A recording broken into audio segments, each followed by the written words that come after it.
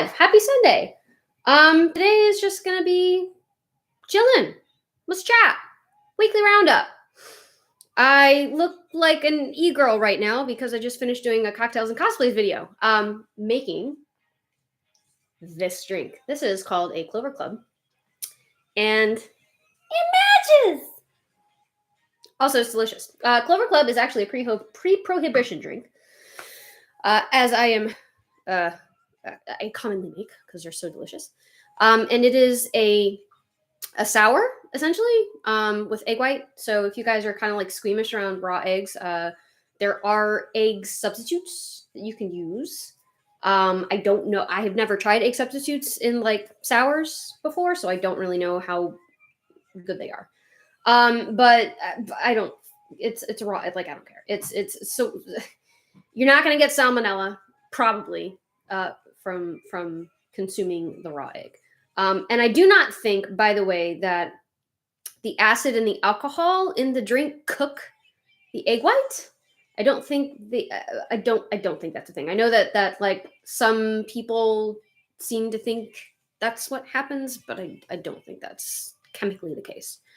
So I am just under the assumption that I am consuming a raw egg white. And like I said, I'm fine with it. The chances of me getting salmonella from drinking this drink are probably 0 to none. So I'm gonna drink it and enjoy. And hey, if I get salmonella and I die, then I've lived a pretty damn good life so far. Anyway, well, I hope you guys have had an amazing week. The wine demon wig, yes. I have not brought her back. I feel like I should. She was a lot of fun to do and very easy because it was literally just makeup, a wig, and a shirt, like a t-shirt. And she is actually pretty hilarious. She's a lush. I mean, you know, she's like all of my other characters. None of my other characters are like Dionysus-like. The wine demon is really the only Dionysus-like character that I have, and I find Dionysus fascinating. So I might bring her back. I don't know. But yeah, so on Friday, I posted a video that people seem to have liked, enjoyed. And I was 2 drinks in at that point, and a little tipsy. But what I did was, so I think last live I told you guys how upset, like when I get fixated on like things very easily, hobbies.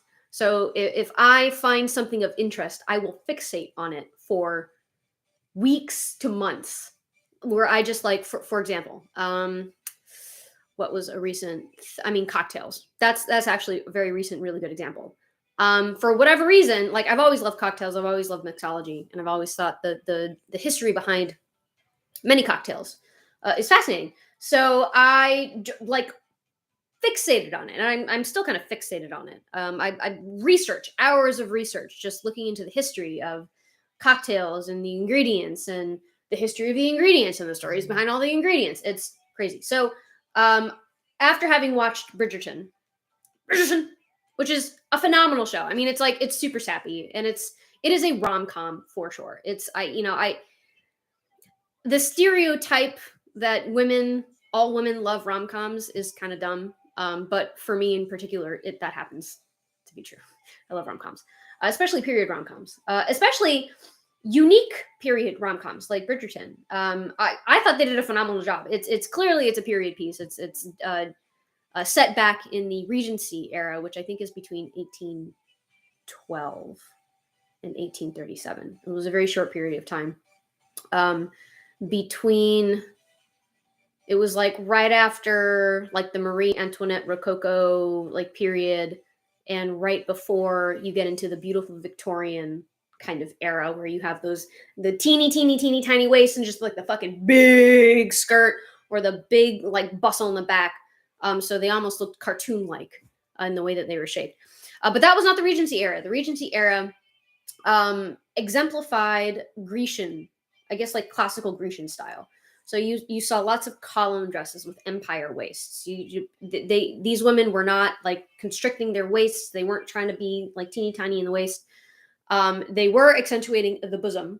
They did still wear corsets, but it was mostly like it cut off right at the top of the ribs to push up and in. But I think that style is very elegant, and Bridgerton, I think, captured it very well.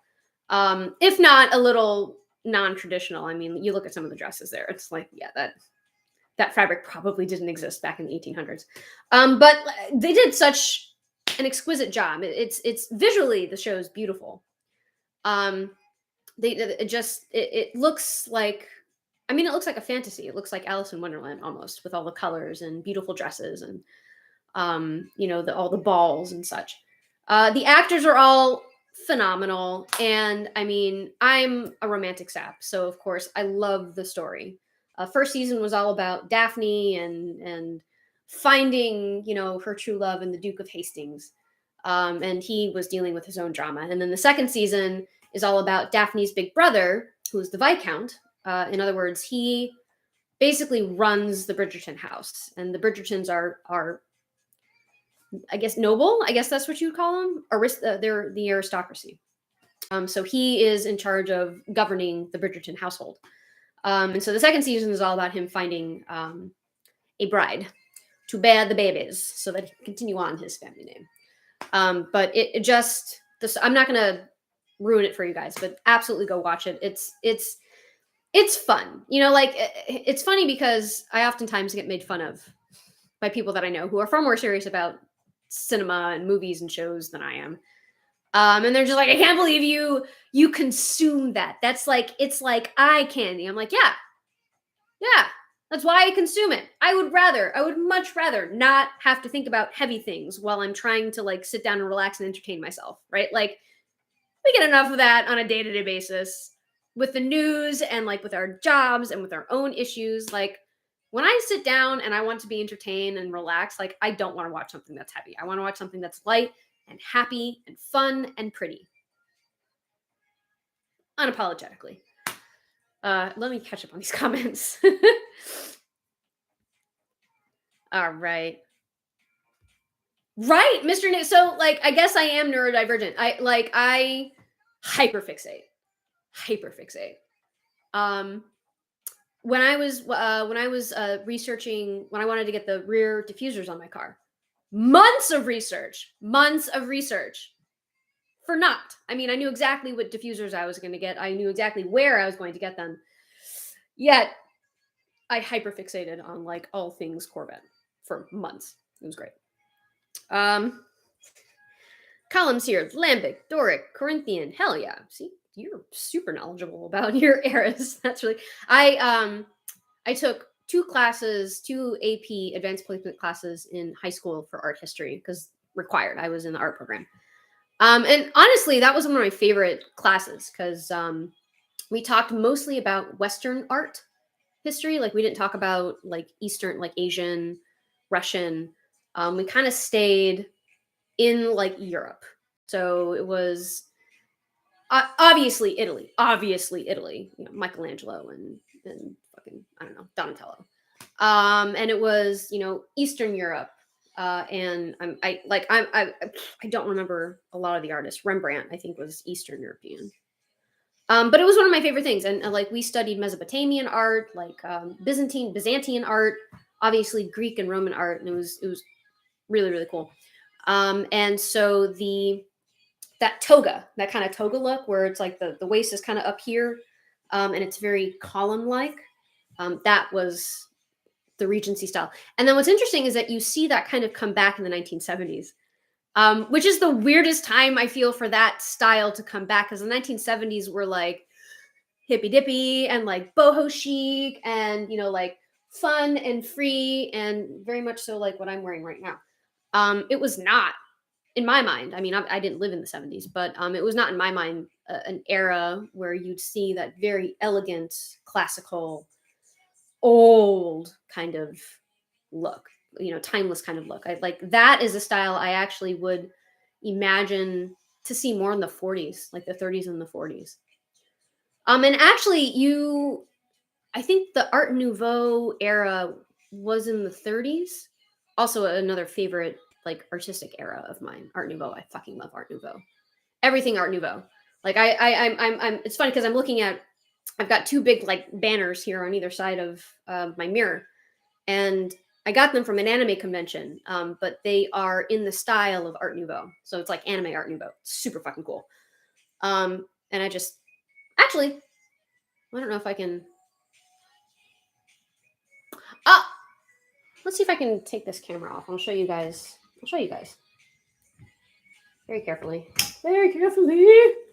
Okay. I don't know how this is gonna work. I'm gonna try not to turn the camera off, but you can kind of see her. I don't. The camera is all hooked up to a bunch of cables, and I don't necessarily want to. There's the other one. And then, oh jeez, I'm gonna try and move this without spilling my drink, and that's gonna be like a huge kind of feat. Okay. And then I don't think I've shown anybody this ever before, but see that? That is an Art Nouveau style. I painted that. And then there's another one over there. She's kind of obscured a little bit by all the lighting, but that's a mermaid. Also kind of Art Nouveau. I also painted that. That was all during the pandemic, like in the 2020, when the pandemic was kind of in its infancy, I guess. Now I have to figure out how to get this camera back to where it was. Oh, great! That actually was easier than I thought it was going to be. Get my drink. Sit back down. Oh, look at that! It's right in the same. It's right in the place it needs to be. Great, excellent. So yes, Art Nouveau. I love it. And it's beautiful. And you do see that kind of classic kind of column shape come back in the 1930s. I think not quite like classicism, not quite like Grecian, but you do kind of see it. But yeah, in the 70s, I think I showed you guys the wedding dress that I found at the Goodwill. That I later learned is from the 1970s. I still have it. It's being altered a little bit now to be a little to look a little more like a Regency style dress. But it also has that kind of very high waist. It's like a column dress, and I'm having it altered so that the sleeves are a little bit shorter, and redoing the bustle because I guess over the years the bustle, like, so when, for those of you who are not familiar with bustles and how dresses work, how big dresses work, how big ball gowns work, or wedding dresses for that matter. Typically, when you have a dress with a really long train, okay, well, it's very difficult to kind of move around in that when you've got a bunch of fabric kind of following you everywhere. So what they do is they do what's called bustling it, which is essentially they gather that fabric and they attach it somewhere on the back of the dress. Typically, right up where the top of the butt is, right? Because you kind of want that shape. With this dress, it was missing some of the ties and it was missing a hook to where it originally bustled. So I'm having that put back on, and then I'm gonna dye it like a dusty rose color. I'm actually really excited about it. It's gonna be my Halloween costume. So yeah. I'm so e-girl right now. It's hilarious. I love dressing up. I love dressing up. So sue me. That was one of my favorite things as a child to do, was play dress up. I mean, it wasn't necessarily like, actually it all was. I was gonna say it wasn't necessarily like all dresses and girly things, but it absolutely was. And I want to say it was partially because I was such a tomboy growing up and like all my friends were guys. I'm not saying that to be like a little pick me girl. That was actually my life as a child. I had 2 friends that were girls, like up until high school. I had like 2 friends that were girls, and I met them in like elementary school, and they stayed my friends up until high school, and then they like moved away. But everybody else, I mean, they were all guys. So I did not play with Barbie dolls, except to like chop their hair off and like color their hair with markers. I think I had one My Little Pony, and she was perfumed. She smelled very good. But I mean, the when I was a kid, I played outside with the boys. I climbed trees, I built forts, I rollerbladed. I didn't have a skateboard, and I didn't know how to skateboard. I rollerbladed. I played sports with them. Soccer was one of my favorite games to play. And I think that I probably subconsciously felt like like an outsider to like all the other girls who were sparkly and glittery and like wearing like little bows and like pink and shit. Like I didn't own pink. Blue was my color. And I think probably subconsciously I kind of felt like other. And so whenever the opportunity presented itself, I would play dress up. I dressed up like a girl. That was my playing dress up. And what's funny is like once I was done, like I was satisfied. I was like, all right, cool. I don't need to do anything else girly for another like 3 months. Um, and I can't say if that's the same way nowadays. Now that I like cosplay essentially every weekend. But I feel like that's probably what got me into cosplaying is playing dress up as a little girl. And I think the fascination with like long gowns, I think, came from that, like being kind of a tomboy and just like not having like the big floofy dresses, and like I got to dress up in them, and like every now and then, and like like princess costumes or something that my friend would have from like Halloween, and I'd be like, oh my god, this is like a weird feeling. I've got all this fabric around me. It's really actually a lot of fun to kind of play with. Um, as a kid, we played like superhero games, and I loved capes. I love like big flowy capes, and that probably also has to do with like my love of big gigantic gowns. But I am psychoanalyzing myself, and I am not at all qualified to be able to psychoanalyze myself. um, but anyway, let's see what we got. Let's see what we got. Let's see what we got. All right. Oh, Sandra Bullock's movie. I know which one you're talking about. She's definitely actually no, she's probably always kind of done more comedic movies. I was gonna say she's like gearing more towards like comedic movies now as she's getting older, but I think she's always kind of done that. I know which one you're talking about. I just don't remember the name. Well, thank you so much, Inverted Phoenix. Don't ever watch Joker. Great movie, but really, really heavy. Yeah. Now, which one? Well, okay, so I guess it would be Joaquin Phoenix, that one, because the one with Heath Ledger, I mean, that was kind of like that was a Batman movie. That wasn't really a Joker movie, even though he stole that movie. Heath Ledger was the best Joker. I'm sorry, Mark Hamill. Now, Mark Hamill, obviously that's who we all grew up with. He for those of you who don't know, he voiced the cartoon Joker that many of us kind of grew up with. But I gotta say, I mean, Heath Ledger, I think, really personifies what DC Comics intended the Joker to be.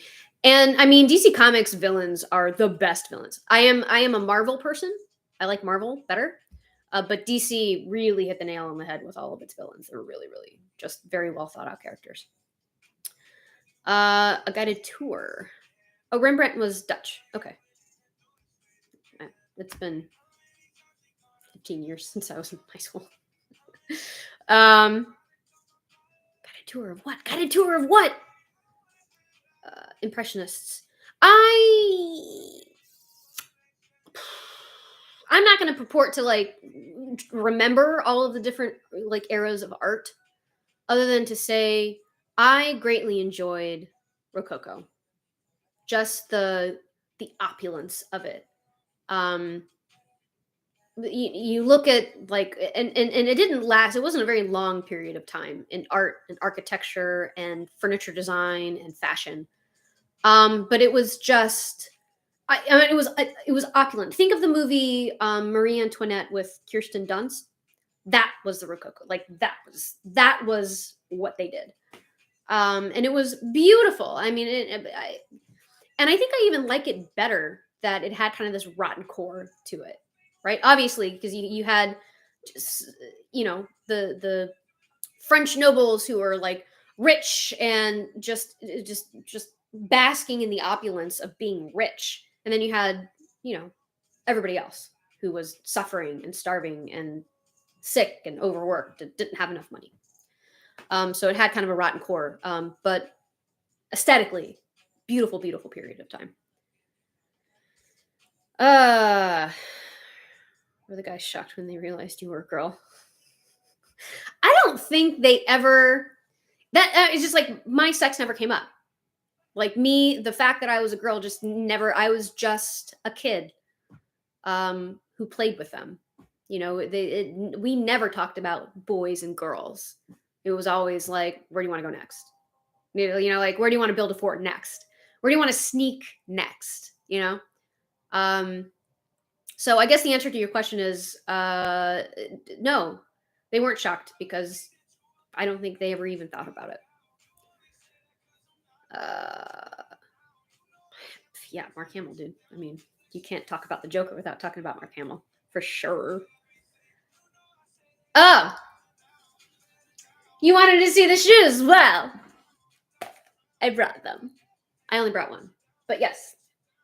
Look at this freaking shoe. Look at this thing. Look how cool this is. And it's got like a clear. I love it. It is Steve Madden.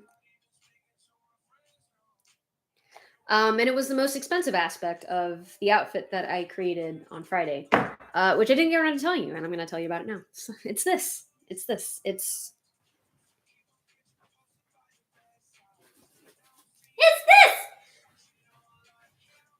Look how floofy! It's very floofy. However, this little part has a tendency of liking to like fall down, and that's not great. So when I went out on Friday, I had to wear. I don't have any strapless bras. I just have one singular strapless bikini. So I took that strapless bikini top and I used it to help keep the dress up, and it worked like a charm. So now I don't have to go out and purchase a strapless bra, which is great. But so the story behind this, I mean, like I said, I got hyper fixated on gowns, and like I have 50 or so gowns saved on Etsy that I want to buy. All of them are like over $100, and you know, I have nowhere to wear such a gown. I wish we had like adult proms that weren't $300 like a ticket. Because there are. I mean, there are kind of adult proms. They're called galas and fundraisers, but you have to be like uber super rich to be able to go. For example, the Met Gala. Do you know how much one ticket to the Met Gala costs? Comment. How much is a ticket without you can't Google it. How much does a ticket to the Met Gala cost? I want to see what you guys come up with. Let's see in the comments. And as you guys are guessing, I will continue chatting. So yes, there are adult proms, but they are too expensive usually to go to. So I just don't have anywhere to wear such a gown. Probably not even on Halloween. I would have to throw my own party. So to sate my desire to get floofy pretty things, I spent $30 on this. It's from Shane, I think. Shane, Shein, Shein. Their Amazon shop, literally, it's $30. And to be honest with you, like I had no plans for this dress. It was just like, whoa, that's really pretty and floofy, and it's only $30. I'm gonna get it. So I purchased it, and then afterward, of course, I immediately was looking for pretty sparkly things to go with it, and I could not find one that I wanted online. I also didn't look very hard. I also wanted it like a particular day, and I didn't want to wait for shipping. So on Friday, because my hours are good, like no tasks that I had to do, everything is up to date and done. So, and I didn't have any other obligation that day. So I was just like, you know what? Fuck it. I'm going to take a half day. And by the way, like blessed, I don't use that word often because I am not religious, but having a job and a boss that basically they let me do things. I'm just like, I'm going to do this thing. And they're like, yeah, okay. they let me get away with things. And one of the things I get to get away with is I get to work from home whenever I want. I get to work whenever I want, so long as I get my hours in and so long as I don't commit malpractice, essentially. They let me do things. So I took a half day on Friday and I went out shopping, and that is when I got my shoes and my necklace, and I came home and I was like, I've got to try all this stuff on. Of course, because what else am I going to do on this now free Friday afternoon that I have? So I created a makeup look. It was not this look. It was the look that you guys saw on Friday. And I really like the way it turned out. And it was like 4:00, and I was like, I could just lounge about here at home, sipping on a Clover Club or something. I don't know. Or I can show the world how fucking fabulous this dress is. And so I did. So I drove out in my pink Corvette. I mean, it's not really. It's like it's mostly pink. It's Nesco. It's not like a Barbie pink Corvette. It's a Nesco Corvette, but it's pink. So I drove with my pink dress in my pink car downtown, and I had a pink cocktail. And it was fabulous. It was fabulous. I went to this place called Social Roost. For those of you who live in the Tampa Bay area, I'm sure you're familiar with it. It is on First Ave South, downtown St. Pete, and it's relatively new. It's so much fun. Like the aesthetic inside that restaurant is so much fun. It's a little pricey, but it's well worth it. The food is delicious, the service is phenomenal, and the drinks are chef's kiss. Chef's kiss good. And I showed up, and of course, it's like 4 o'clock on a Friday, so it's early. People are probably still at work.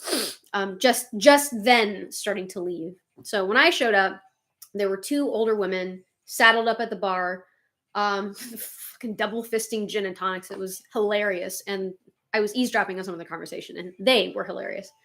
And I just kind of perched at the end of the bar and was editing photos on my phone, because editing photos on your phone in a bar all dressed up is so much more fun than editing photos on your phone at home alone. Unless that's your vibe right now. Like unless that was your vibe. Like sometimes for sure it's a lot more fun to get all cozy and get a blanket and like do stuff on your phone at home in the comfort of your own home. But that day I wanted to get out. So I'm sitting at the end of the bar, and the bartender comes up, and this guy is, oh my god, fabulous, like flamboyantly so, and just the sweetest, nicest human being that I've met, or that I had met in a very long time. Just a wonderful person. And I ordered a drink, and he's like, "Well, like, where are you going? You look so good." And I said, "I just, this is nothing. I'm not going anywhere. I'm going back home after this." I was like, "It's a test run." I went out and I bought myself a dress and some shoes, and I wanted to try it on. And then when I tried it on with makeup, I thought it looked really good, so I had to come out. And he was tickled. He was tickled. So we sat there and just chatted the entire time. And he's like, "Do you want another drink?" And I was like, "Yes. This is going to be the last one because I got to drive home." And I wanted to order a drink that's called the Islander. They have on their menu, and it's I think it's like rum and bourbon, but it's like a tiki drink. Bumbu. I'm sorry, it is rum. It's bumbu rum, pineapple shrub, and like some other things in this drink. And I wanted to try it because I'd never tried bumbu rum before, and apparently it's very good. But he goes, "Oh, are you sure you want that one?" I was like, "I've never had it before, but I thought it looked really good." He's like, "Why don't you try this one instead?" And I mean, that's how you know you got a good bartender, or a good server for that matter. Like if they're just like, if you're like, "I want to order this," and they're like, "Are you sure though?" You might not want to do that. Like to me, that's just like, you got my back. You got my back. I love it. And the drink that he suggested was delicious. It was absolutely delicious. So I was very grateful for it. All right, let's see. Okay, so what do we got? We got 50,000. Michael H. Mr. Enigma 13,000. David Richardson 2,500, and then Paul says 5,000. Michael H. You were the closest. It is $35,000 per ticket to attend the Met Gala. Yeah, that's why only celebrities go. And by the way, they don't, most of the time, don't actually pay for their own ticket, because this is a very high end fashion type of a event. Typically, what will happen is the fashion designer will purchase the ticket for the actor or celebrity that they want their garments to be seen on at the Met. So these very rich and financially able celebrities probably don't even pay for their own ticket to go to the Met. Must be nice. Must be nice. Must be nice. I feel a scandal coming on. Reminds me of the Lux from the Lucifer show. I haven't watched Lucifer in so long, but yeah. For those of you who have not watched Lucifer, the Lux is his little bar that he runs. I think they're in Vegas. No. Los Angeles. Yes. I'm behind on Lucifer, which I also greatly enjoy. I really like that show. Honestly, the actor that plays Lucifer is the reason that I watched that show. I'm not a big fan of Chloe. I don't think she's very pretty, but I just I'm not getting that chemistry between them. And I don't think she's the best actor. But that's my opinion. I mean, she's, who do I think is a better actor? What's her name? Starts with an M. It's like a one syllable name. It's the fucking badass lady demon who is Lucifer's like. She's not his assistant. She's more like a friend. But I forgot her name. Her. She's my second favorite character aside from Lucifer. But also a great show if you guys are looking for a new show to watch. Tom Ellis. Oh, I totally am his baby. He's very handsome. That is true. Maze, Mazikeen. Fuck, Jesus, love Maze. Of course, it's like that. So first of all, I'm pretty sure I have early onset Alzheimer's. I forget things very easily. Names being primary among them. And it just makes me look like a damn fool when I'm talking about something that I do actually know about, and then I just can't remember something so basic. People are like, "Do you really know about that?" No. Do you really know about that? I'm like, "Fucking yes! I just have a terrible memory." God, jeez. By the way, don't ever do that to people. Don't ever like try and test people on their knowledge about something that you are passionate about, that they are also passionate about, or that maybe they are trying to become passionate about. That is one of the worst ways to like buzzkill people, and that has happened to me so many times. Or even worse, like you'll get like I'm very animated when I talk, and sometimes now these people are no longer in my life for reasons, but sometimes like back in law school and college, I'd be with a group of friends and I would get very animated and very excited about a particular subject, and it'd just be like, why is she like freaking out right now? Why is she so excited? That is so mean. That's so mean.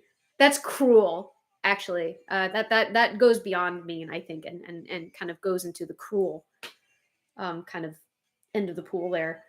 It's a terrible thing. It's a terrible thing. And probably something that is born of that person's own insecurities. I don't know why I started talking about that. I went on that tangent, but I did. Anyway. So Friday was awesome. Met a really cool guy at a bar, and I will be going back and seeking him out in particular because he's great. He was great company. And I hope to bring lots of friends there. And they all tip him, and it'll be great. And then on Saturday, what do we do on Saturday? Oh, we role played all day Saturday. We do my husband runs a role playing campaign. I think it's Warhammer, a Warhammer campaign. But I play a monk. I am a high elf, so I'm like a high elven monk with the personality of Harley Quinn. It's a very interesting character. She's a lot of fun. And she's got a quarterstaff, and she's got like throwing knives. Obviously, she's very good at hand-to-hand combat. And this time around, during this campaign, or during yesterday's role-playing thing, I got this really cool spear. It's such a cool spear. It's got a fork like on one end, and it's got like a little crystal in between the fork. And the crystal, like, once you like activate it, because I'm a high elf, like I can do magic. Once you activate it magically, it like catches on like blue fire, and then I can fucking zap people with it. Zap. It was really cool. I zapped a bunch of goblins. It was great. So we did that from like 11 o'clock in the morning to 5 o'clock in the evening, like all day. So those of you who follow me on Patreon, all of the Snapchat filters, all of them, I was doing that while everybody else was taking turns fighting a big goblin. So Snapchatting while everybody was fighting. Now I did kill several goblins with my little spear and my little darts, even though I was rolling terrible. I was rolling like single digits for the most part, but it was still a lot of fun. And then what do we do after that? And by the way, I was very proud of myself that I did not drink the entire time, which I usually do when we role play, because we usually role play like in the evening. So, and I tend to drink, like that's when I have my drinks, my alcoholic beverages, my adult beverages in the evening. But I was very proud of myself. I did not day drink for the purpose of going out that night and drinking some more. So we went out Saturday night. Was it? You guys, there's nothing here to support my elbow, and I was literally about to faceplant into my laptop. How did I make it this far in life without killing myself? I don't know. Anyway, so fucking Saturday we went out. And it was like I'm a big planner. Like I don't like doing things that aren't already planned. It stresses me out. But that day, yesterday, we did. I got ready and went out, and I was like, you know what? Let's just see what's out there, see what we feel like doing, see what we feel like eating, and then that'll be that. That'll be our night. And there's this new-ish wine bar. It's called Savignon. Again, if you guys are in the Tampa Bay area, downtown St. Pete, it's Savignon. It's on the second story of the main strip on Central. It's right next to a tattoo shop called St. Pete Tattoo. And I'd never been, and I had been wanting to try it since it opened, and I'm really glad that we did because it was delicious. It was very good. The vibe was great. The food was great. We got charcuterie. So cheese and meat and accoutrements and some wine. And as so like I said, it's right next to a tattoo shop, and the tattoo shop actually happens to be where I got this tattoo done, which matches my dress. Oh my god, look at that! Neat. But yes, I got this tattoo done there, and I got another tattoo done there. It's on my leg. And as we're walking out of the restaurant, my husband's like, "Do you want to get a tattoo?" I was like, I mean, the answer is yes. The answer is always going to yes. So long as I have room on my body, the answer is always yes to get a tattoo. And this is, by the way, the first time that I've ever done something like this, so impromptu and spontaneous, especially something that is permanent. But I was for it, and I was, 2 glasses of wine in, and I was like, yeah, fuck it, we're gonna do it. Now, typically, by the way, don't get drunk and then get a tattoo. Like that's the bad thing to do. That's what you're not supposed to do. But I was not drunk yet. I still had my faculties about me, and because I had spent 20 hours, not all at once, but yeah, like I would go back probably every couple of weeks for a couple months to that place to get this sleeve done. So they all knew me, and I knew all them. And so we walk in, and like every tattoo shop has its like little book of like ready-made tattoos, just like little things like a butterfly or like a dolphin or like I don't fucking know, a skull and crossbones, the Jolly Rogers. And I was like, fuck it, yeah, fuck. I don't have tattoos like that. Like I feel like there are a couple of different schools of people of like categories of people get tattoos. So there are people like me who, when I get a tattoo, I want like a whole ass piece. Like I want an art piece. I want, I want a sleeve, a whole ass sleeve. I want like a whole like thing. That's what I want when I get a tattoo. Big art pieces on my skin, using my skin as a canvas. That's what I like. And I like Japanese art. I like the Japanese style tattoos, which is why I am mostly covered in those. And then there's another school or category, I think, of people who get tattoos. And those people are the collectors. Like they collect tattoos. And I think that is the coolest goddamn thing. Specifically those who like travel a lot. And they get like little tattoos to commemorate each places they've been. Again, the coolest thing in the world. Or people who do it like they collect it based on experiences. Like I don't know, maybe they went to a concert and there was a tattoo shop near the concert, and they wanted to get a tattoo to commemorate the time they went to this really cool concert, like stuff like that. Collectors. And I don't have any collector type tattoos. So I was like, you know what, I'm gonna get one. I'm gonna get one, and I'm gonna commemorate, I suppose, this very fun night out and this very nice weekend that I was having, which is just as much a reason to get, to treat yourself as anything. If you have a particularly good week, or shit, if you have a particularly bad week, treat yourself, reward yourself, make yourself happy. If it is within your means to do it, do it. You're not gonna keep that money when you die. The money will all be gone. And you're not going to care because you'll be dead. So we walked in the tattoo shop, and I was flipping through the book, and I saw this. It was really cool. It was a ram skull, and I like that aesthetic. I like that kind of like creepy gothic, like curiosities. Like taxidermy animals and like bugs and butterflies and like little skulls and like just curiosities. I think that's really neat. So I saw the skull and I was like, oh, that's really cool. But I asked him, I was like, instead of a ram, because I am not Aries, based on the video that I recently did. I am not an Aries. I am a Capricorn. So I'm a goat. So I was like, can you change the horns instead of like ram horns? Can you change them into goat horns? And as my husband's flipping through the book, I'm kind of looking at what he's, the things that he's flipping through. And as he's doing that, the tattoo artist is busy printing out little stencil of my little goat head. And my husband, turns a page and I see this like cat. And I was like, I need that cat. I need that cat. And I was very apologetic. I was like, I am so sorry to the tattoo artist. I was like, I'm so sorry. Is it possible that I can get the cat instead of the goat? And he's like, he looks at me and he's like, and I thought he was going to do one of those things. And I was like, are you fucking kidding me? I just printed this out. But no, he was like, yes, absolutely. You can get that cat. He's like, I drew that cat. And I was like, this is even better. So I got a cat. And it wasn't until like he finished it completely. And I was like, I when I saw the cat, I was like, oh my God, I fucking love that cat. It's a great cat. But it wasn't until he finished it that I looked at it and I was like, this looks exactly like my cat. She, because of course the tattoo is a she. She looks exactly like my cat. And I'm going to show you. And and then I'll explain why she looks exactly like my cat. So I'm going to have to flash you guys a little bit. And I apologize for that. I'm wearing underwear, I promise. But the where I got the tattoo is like right above the hip bone. So I kind of have to like flash you a little bit. So look at the cat. Oh, little cat. She's still a little bit red. Oh, look how happy she is. That's my new tattoo.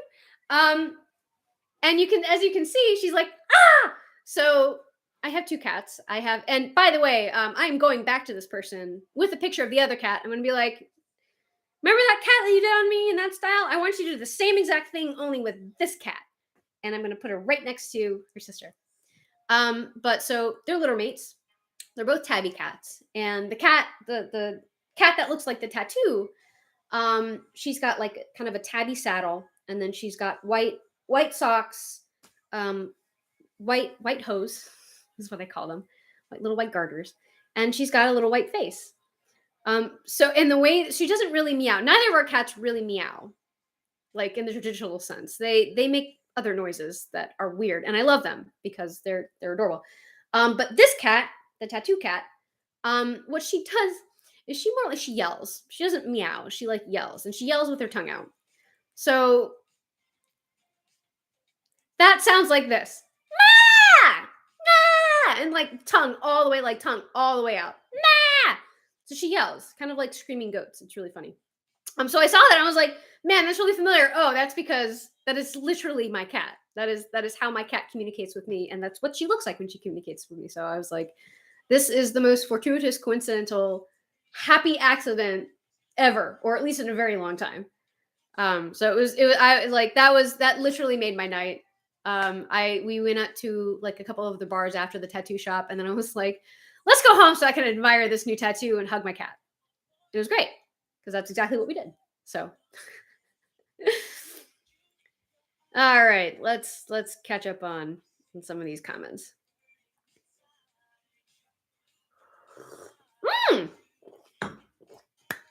Happy birthday, Richard. Goodness. Did you celebrate this the weekend before, or did you celebrate this weekend? Boy, that's a big one. No idea what I'm going to do for my 50th birthday. Kind of want to skydive. That's kind of what I want. I've never gone skydiving before, or bungee jumping, but those are two things that I would like to do, and probably on like a big birthday, like a 40th birthday or a 50th birthday or like a 60th birthday or something.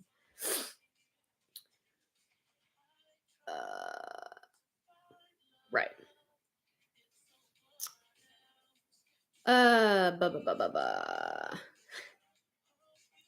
You guys are awesome.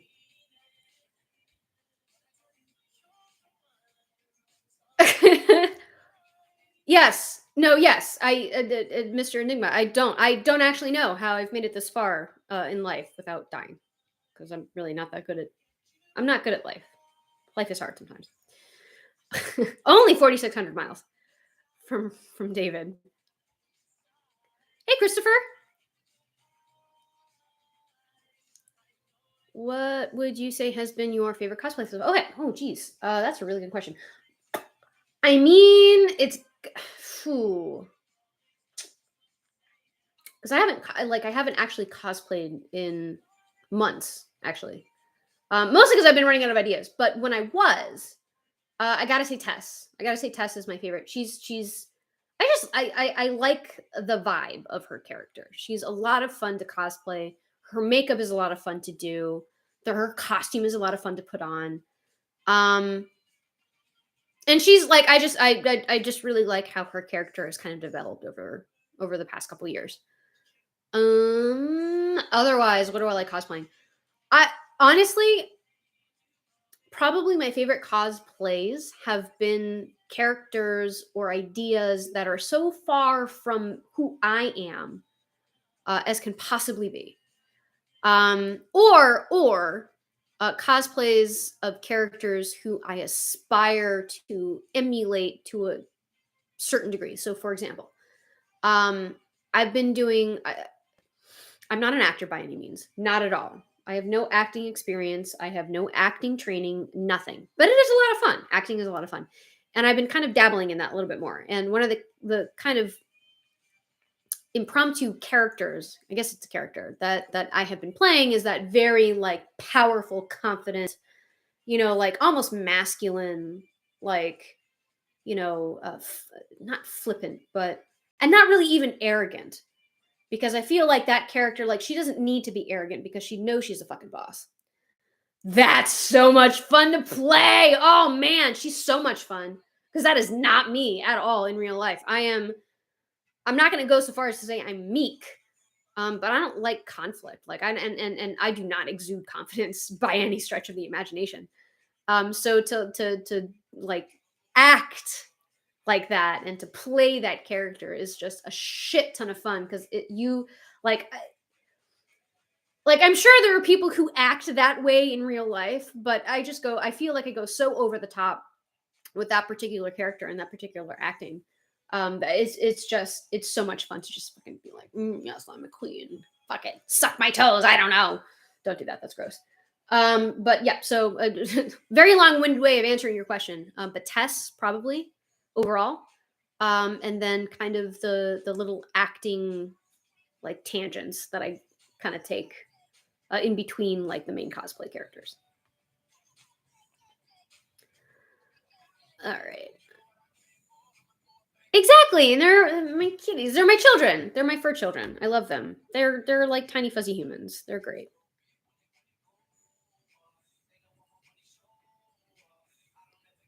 Uh, see,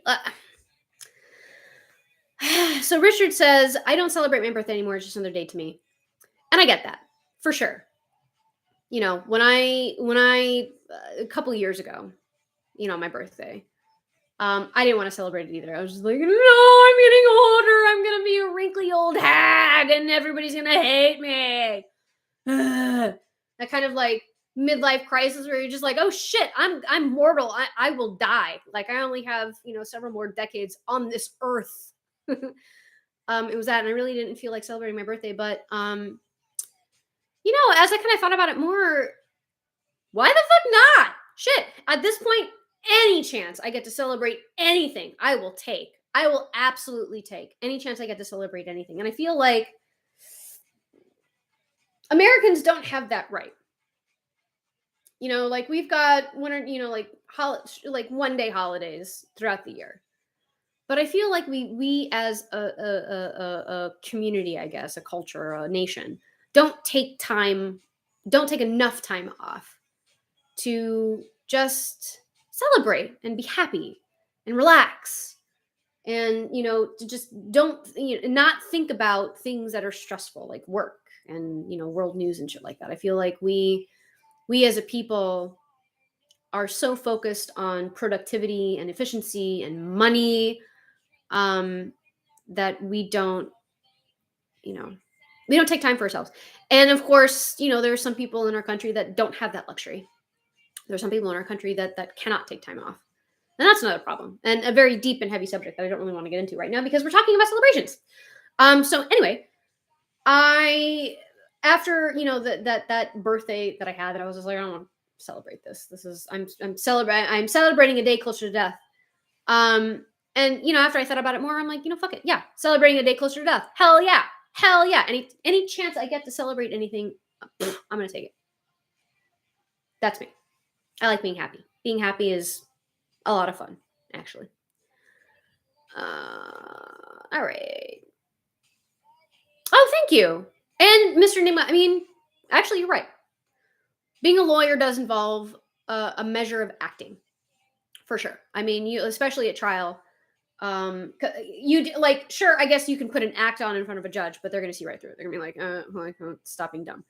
But when you're in front of a jury, you do kind of have to act. You have to, for you know plaintiff's counsel. It's usually being dramatic and like, this house is almost on the brink of collapse from this termite damage, or like if you're like a personal injury, she has a traumatic brain injury and she will forever be fucked up the rest of her life. I don't know. Whereas the defendant, usually they are incensed. They dare, accuse me. I am nothing but good. So I mean, obviously, it's nothing like that in the court. But you do kind of have to put on a bit of an act, because you've got 6 just random people sitting in a box next to you who are forced to be here. They're not really getting paid for it. I mean, they get like a stipend every day, like $15 or something. And you have to keep them engaged somehow, right? And just sitting there and talking at them in a monotone voice, or even like a newscaster's voice, it's not going to keep them engaged. So there's an amount of acting I feel that you have to do as a lawyer for the purpose of keeping the jury engaged with what it is that you're saying. You're a trial attorney. Yeah, there you go. Came out of the scene and just really think. Oh, well, thank you so much, Christopher. I started on Instagram. It was Instagram first, and then it was TikTok, and it was makeup, and I was so nervous. This was back in 2018, I think. Yeah, 2018, I think, when I first started like posting makeup looks. Because before that, it was like food, because I'm a pastry chef. I was trained as a pastry chef, but it was food. And then it became makeup, and I was like super nervous because I had no photo editing apps or anything. I didn't have a special camera. I just had my phone, and like basically just like taking selfies, not like that. But yeah, and then it just kind of grew from there, and I got bored with just doing makeup, so then I kind of went into the cosplaying costume kind of a thing, kind of a fantastical thing. And then the rest is history.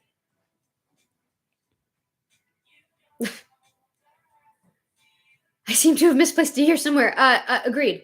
I don't know how many times somebody has been like, "How old are you?" And I'm like, "Wait a minute. Oh yes, that is how old I am." Like when you're like doing the math and you're like, and by the way, I don't do math in my head. The way that I remember how old I am is I think about my siblings. How old is my sister? Okay, I'm 4 years younger than my sister. No, 2 years. I'm sorry. Jesus Christ, I'm 2 years younger than my sister. My little brother is 4 years younger than my big sister. So like I have to think. I was like, how old is my big sister? Okay, that's how old I am. So it's not just you. I promise.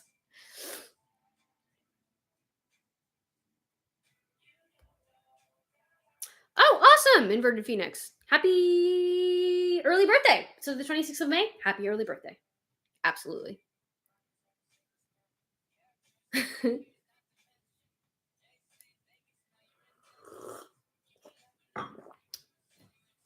I'm 35. I am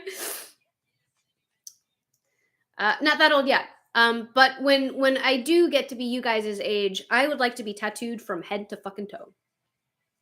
That's what I want. I want purple hair. That's what I want. That's what I want.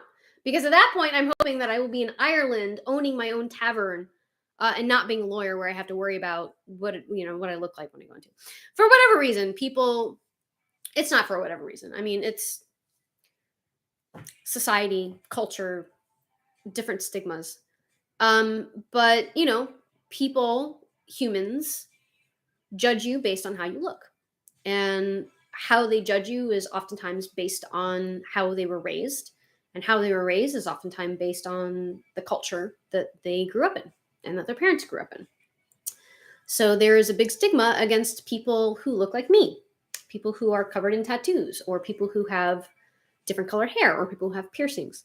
The stigma is that we are unfit to do things that other people without the piercings and the tattoos and the colored hair are able to do.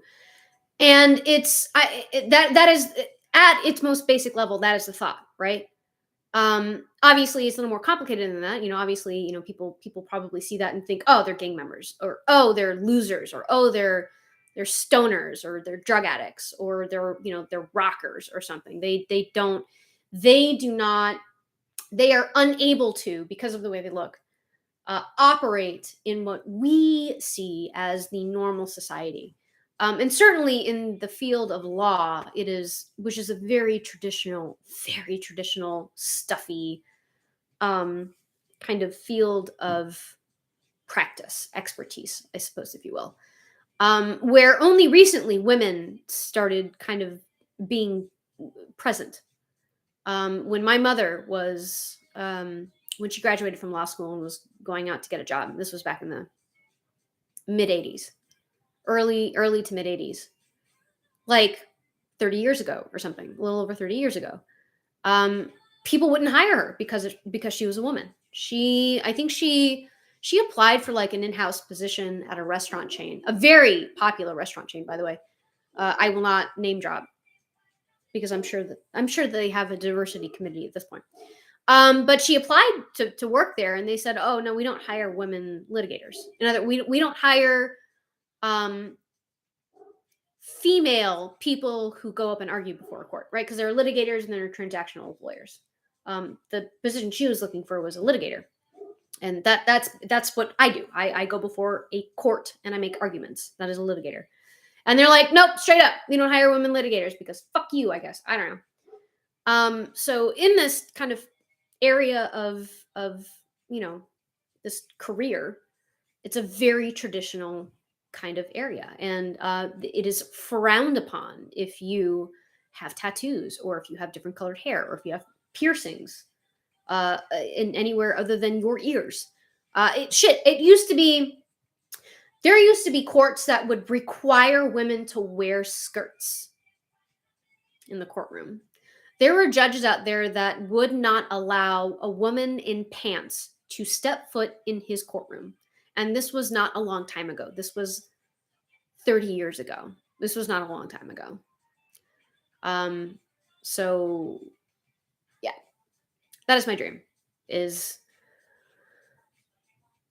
maybe even before I retire. That would be great. Just to like open my own shop, open my own bar, tavern, something, and then I can do whatever the fuck I want to do with my body.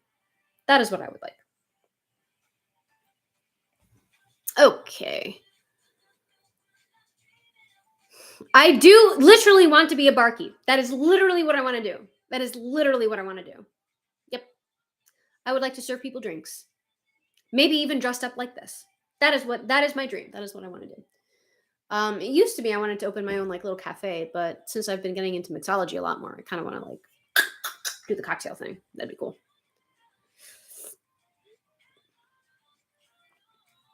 I just don't get it. I mean, tattoos are really pretty. They're really like how pretty they are, right? They're not scary. They're not weird. I mean, I guess some of them are weird, but like this shit, it's not weird. It's not scary. It's pretty. It's art. That your skin just happens to be the canvas. I don't know. I don't get it. I don't get the stigma. But I mean, I guess because people who were rock stars and who were part of gangs and who were stoners, I suppose, had tattoos.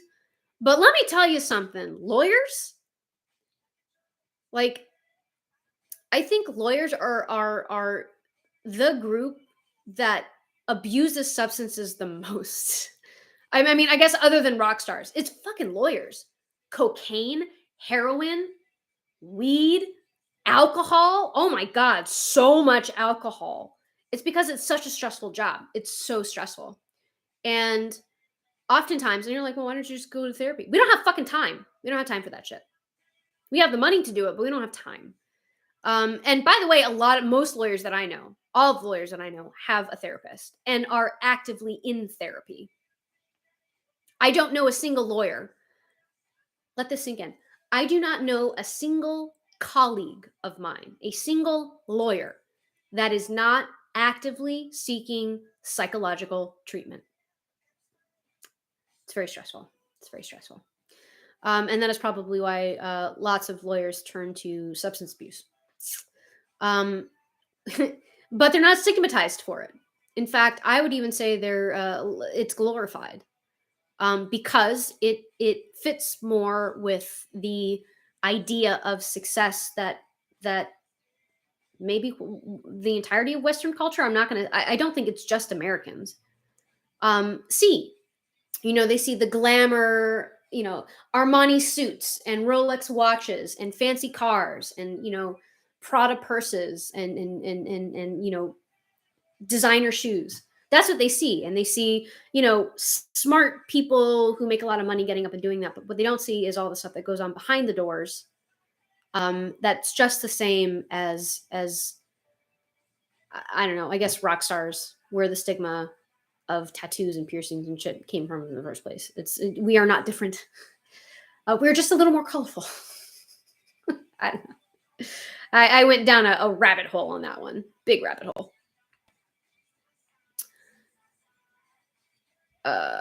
Indirectly influenced you. The JD trial. No, it's well followed. But what are your thoughts? Oh, Johnny Depp, Amber Heard. Okay, I was like JD, as in like a Juris Doctor. My thoughts. My thoughts are that Amber Heard's attorneys did not do a very good job at being attorneys during this trial. In fact, I believe I saw at one point one of Amber's attorneys objected to his own question. And let me just say this: like, I don't want to sit here and shit on those guys because it was, I'm sure, an extremely stressful trial. It was live streamed, and they represented high profile public figures, like highly stressful. I cannot imagine these lawyers on either side slept more than 4 hours a night for the entirety of what led up to the trial and then during trial. Like, extremely stressful. So the fact that this guy objected to his own question was funny, but also, like, I kind of get it. You get to a point where you get sleep deprived, and he was probably hyped up on caffeine, maybe some other substance, I don't know. And he probably just kind of got a little ahead of himself. But as far as like substantive wise, I did not watch any of Amber's testimony, and I watched very little of Johnny Depp's testimony. I mostly just read articles on the happenings, and it seems to me like he's got a pretty good case for defamation. I don't. So defamation is essentially you lie about somebody. It has to be a lie. It can't be true, because if it's true, then it's not defamation. It has to be a lie.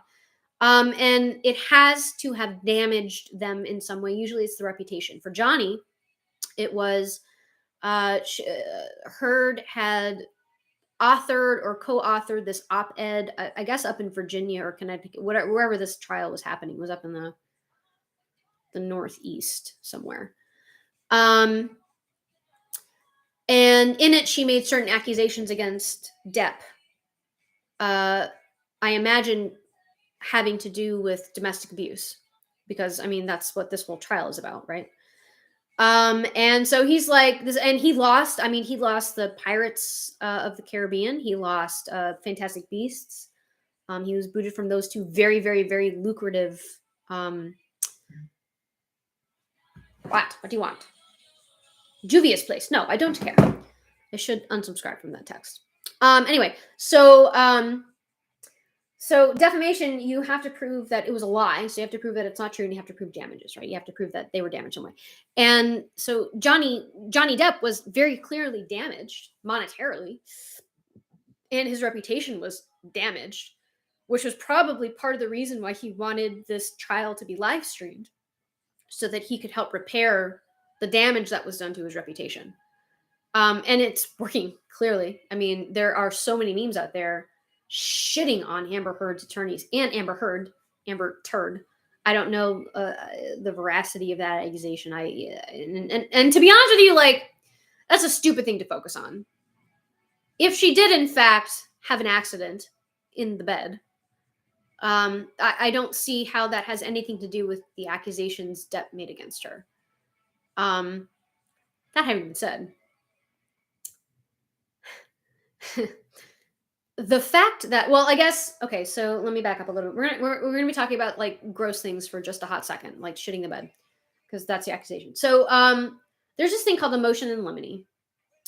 Limine, like think lemon, but spelled with an I at the end instead of an O, and then limine. And basically what that is, it is a tool to exclude certain evidence, either on the basis that it is inadmissible under the applicable rules, because there's a whole, I mean, at least in Florida, there's actually a statutory chapter. There's like a whole chapter. State law that has to do with evidence and what can and cannot be brought before a jury and the judge. It's called the evidence code. And so motions in limine are filed oftentimes to exclude inadmissible evidence under that body of state law, or evidence that is admissible, but here's kind of a legal term of art, but would be more prejudicial than probative. And all that means is that it would harm one of the parties more than it would help the other party's case. And usually, like, I'll give you a great example. So in my case, in one of my cases that was set to go, this one was actually continued twice. It was set to go to trial at the end of March, and I think I did a whole live on it. And then it was continued because of reasons. And the plaintiff in that case has a very established military background. And I wanted that out.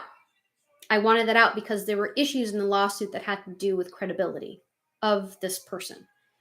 And in our society, in American society, I don't know if this is true with other societies out there, but I feel that Americans put law enforcement and military up on a pedestal. They're heroes, which, I mean, you know, I get, like, these are people who it's a choice. You know, they choose to go into these professions, which is laudable in and of itself. And, you know, certainly not talking about those who get into those certain career paths to abuse the power that they're given. You know, we're assuming that people who choose these career paths are choosing it because they are honorable people and they want to help other people. So because of that, our society sees them as better and honest, more credible. And the problem is that when you are in a like litigation, you want as level a playing field as you can get it, right? So there's a stigma already against insurance companies. Nobody likes insurance companies.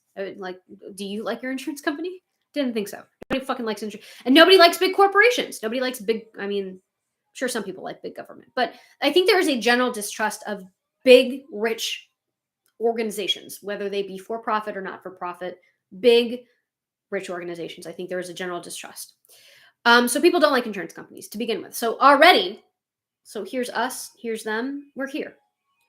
Now with this guy's military background, he was going to be here. And that's not cool, right? We're not like,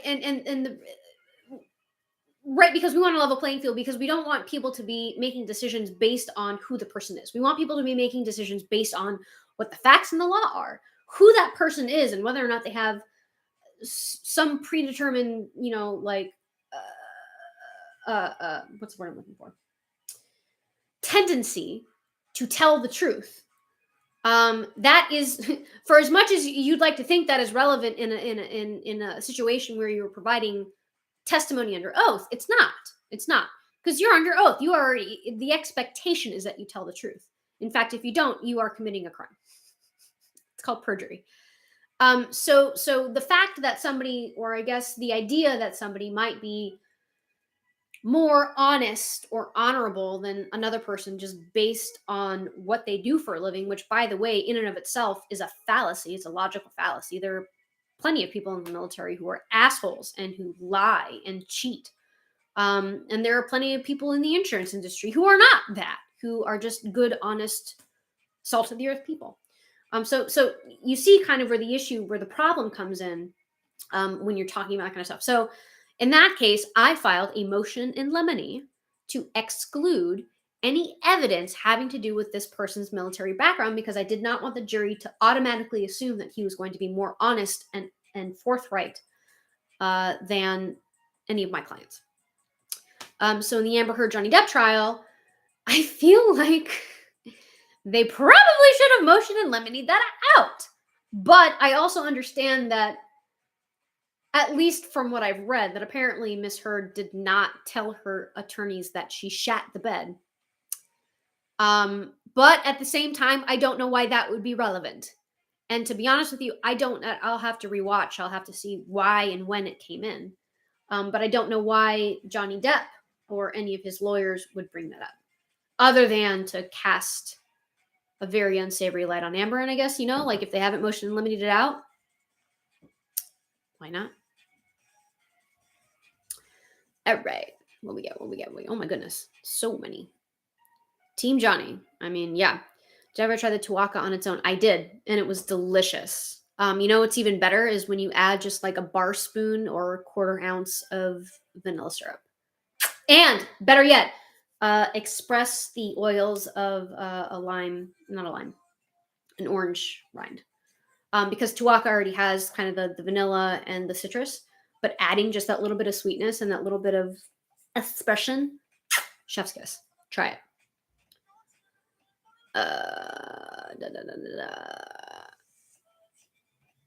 I, Richard, also find tattooed women more attractive, but I might be biased. Yeah, David. It was not great. Like, and she has probably been practicing for longer than Amber Heard's attorney has probably been practicing for longer than I've been alive. So I'm not going to sit here and be like, she sucked at doing because she probably has more knowledge in her little pinky finger than my entire being about the law. So I don't want to sit here and shit on him. All I will say is that from what I saw, I wouldn't have done it that way. But again, like, who am I? I'm a nobody.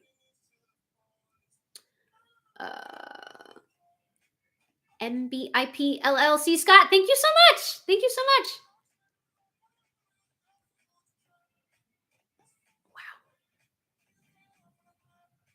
Wow. Inverted Phoenix, that's tough. I also was forced into therapy at a young age. I was diagnosed with an eating disorder back when I was in high school. I almost died, according to my doctors.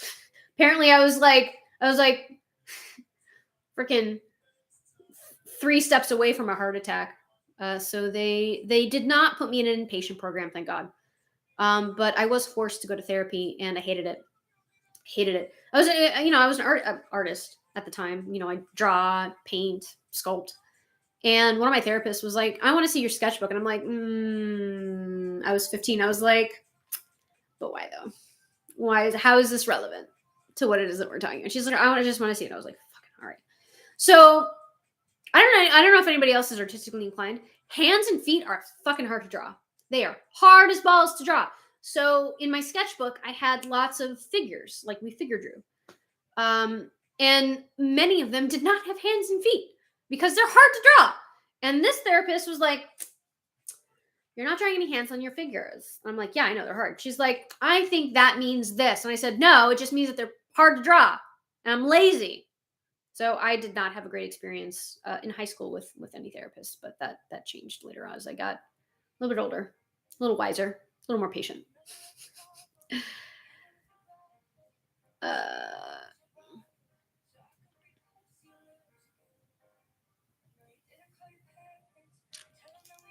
Uh, Christopher, yes, and thank you for such kind words. I do love doing this, and I do think a lot of my colleagues have interests that are similar to mine, or even just like similar in a way that they're not traditionally what you would think of when you think of a lawyer.